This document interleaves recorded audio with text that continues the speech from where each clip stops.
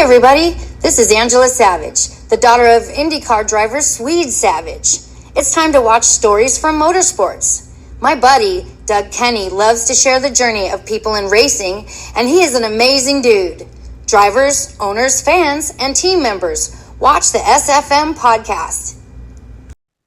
Hey everybody, this is Doug Kenny from Stories from Motorsports. I'd like to thank my buddy Josh Maid for the YouTube work he did years ago that inspired me to create this platform. I'd like to thank my buddy Victor Sifton for convincing me to get back into it after my hiatus from 2017 to 2019. I have a very special treat for you all today with an amazing journey from an amazing racing figure.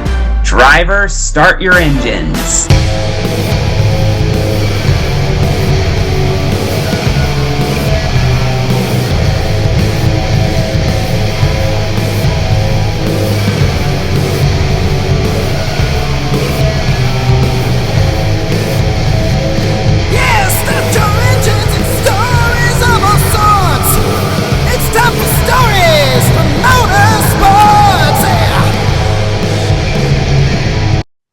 Yeah, definitely, for sure. What's your best memory of all in racing? It can be best or it can be funny, you know.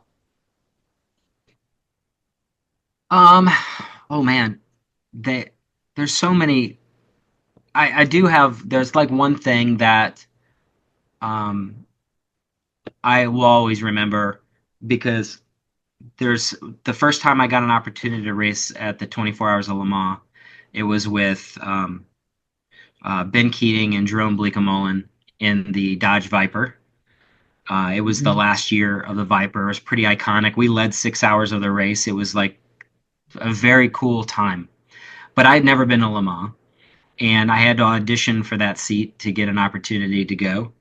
And Bill Riley, who ran the program, told me, he said, "Have you ever seen the movie Le Mans?"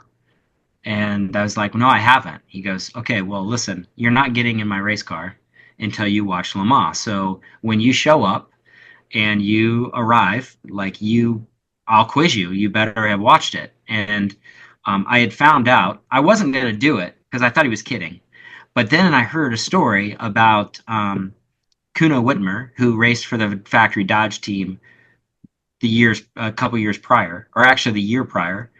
He showed up, was told the same thing, and hadn't watched it.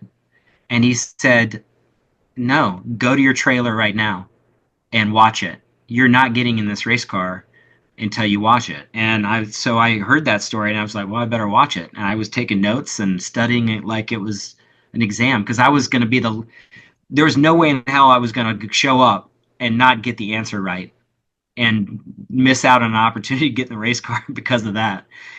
So he quizzed me, and I passed, and I climbed in the seat of the race car, and the only experience I had at Le Mans was on simulators preparing for it, and the car dropped down and fired up, and I left pit lane.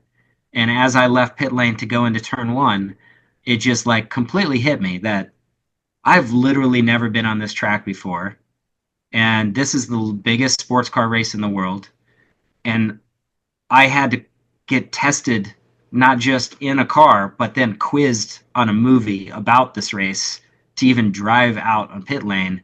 And it was like after the first lap, I realized every shift point, every visual reference I had was just like the simulator that I had spent months working on. And I forgot completely about the fact that that was Le Mans.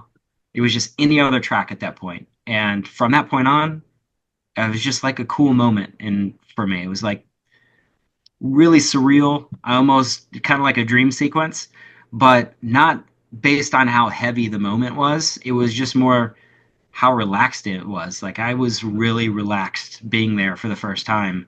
And part of that I have to thank, Bill and how his approach was for me, in preparing me for it. So, but the funny part of that is the answer was the guy's jacket color was orange.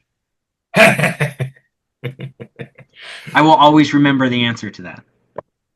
Hey everybody, I hope you enjoyed today's video. Please hit like and subscribe if you did so, and please continue supporting our amazing guest. And everybody, we'll see you next time on SFM. Hi, this is Ted Warner speaking.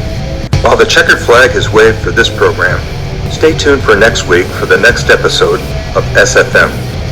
Thanks to Doug Kenny for what he does for motorsports.